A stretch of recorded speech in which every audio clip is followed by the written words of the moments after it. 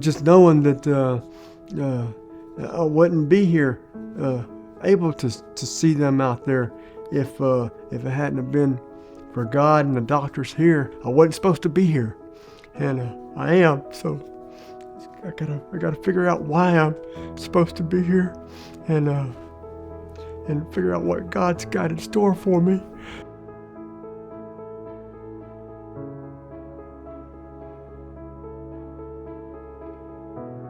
So Mr. Green was just a miraculous story. It started in the middle of the night on January 1st, going into January 2nd. And I met him after getting a call with the STEMI team activation. And a STEMI, by the way, is a STEMI, a ST elevation myocardial infarction.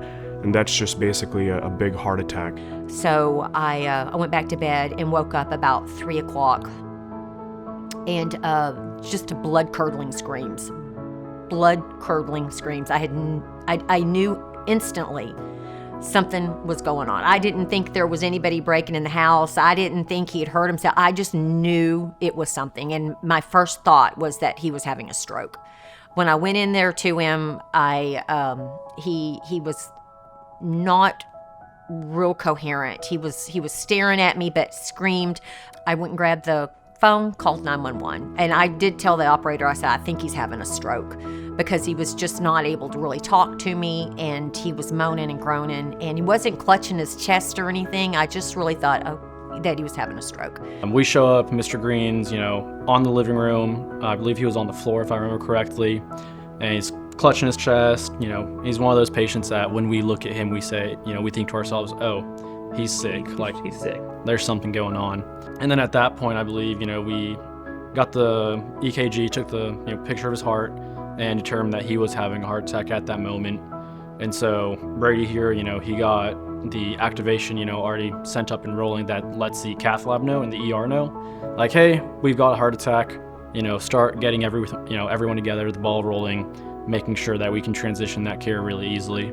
I was called at 4 a.m. And so after he came in, he was already in the cath lab. CPR was in progress. I was at home. I'm already thinking, okay, we're probably going to use the heart-lung machine and put the patient on ECMO, but what are his chances of surviving? And so when we get to more than 15 or 20 minutes,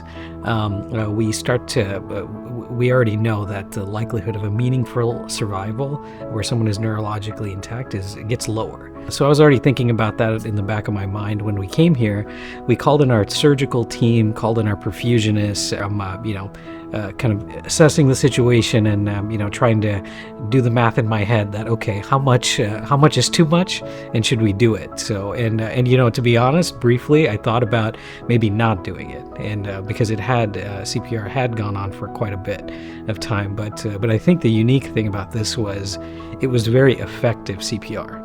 And so they were doing a good job, and they could demonstrate that to me. And I was watching as they were doing it, that they were generating a good blood pressure when they were doing it. And it was all within the cath lab, within a stable environment.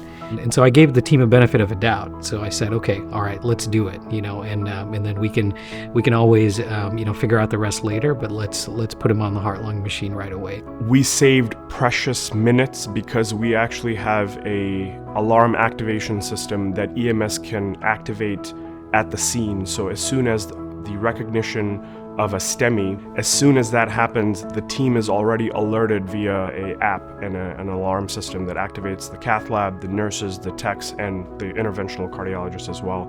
And so we are already en route and meet the patient here, as opposed to the diagnosis made here in the ER and then an activation. And so that is actually a vital part of STEMI care, where the team is activated earlier because time is muscle. When we first figured out we needed to go to the hospital, I asked the wife, I said, okay, which hospital does he normally go to? And she's like, I don't have a choice. And so I said, well, closest appropriate, I think to be good this time of the night is to go to St. Luke's.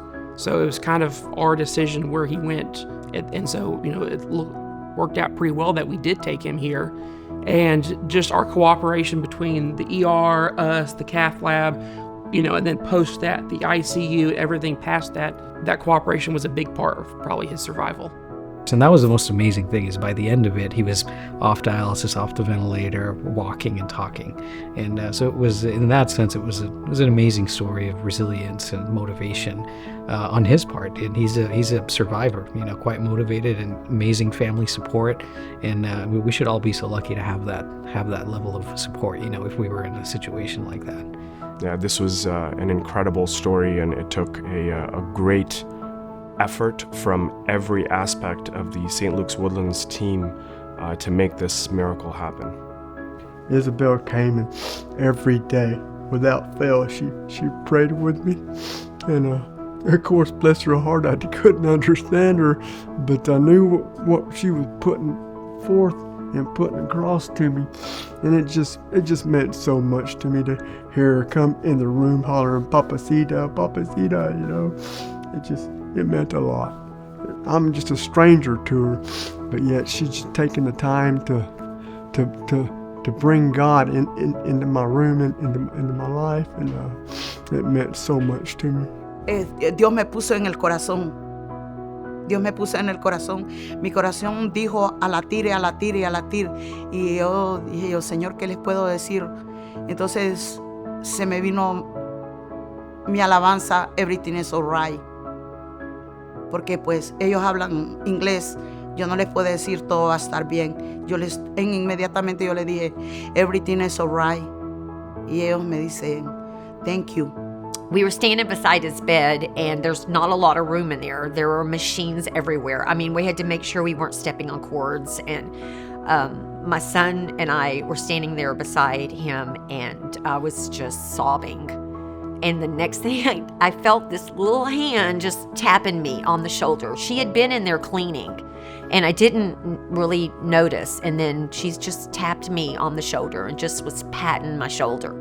And she was saying something in Spanish. I didn't know what she was saying, but I know now that it was basically God is in control. I knew the next day when I saw her in the hall that it was her that did that, and I just gave her a great big hug. I needed it, and it was just most sweetest things that I remember is her just patting me on the shoulder.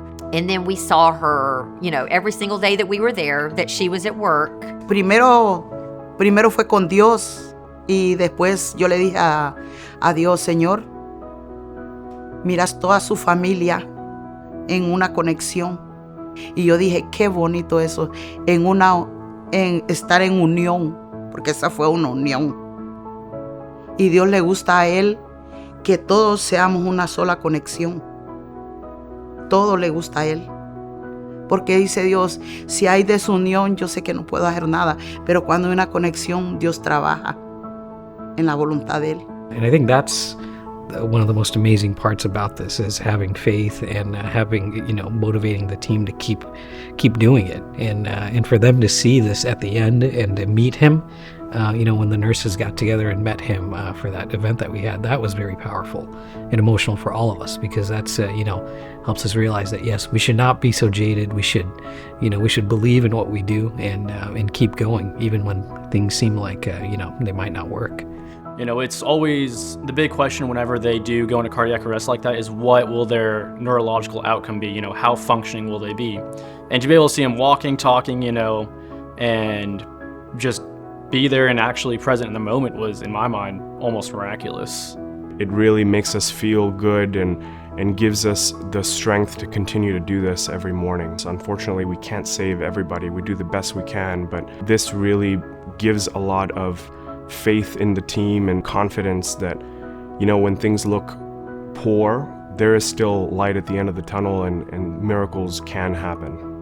We cannot stress it enough. They were just amazing. Every single one of them, every single nurse that we had, everybody blew us away. We felt we put our faith in them, and they were just amazing. Thank God for putting me in their hands and their care to bring me back to my family. And it's truly a testament to God's faith and my family's faith to get me back here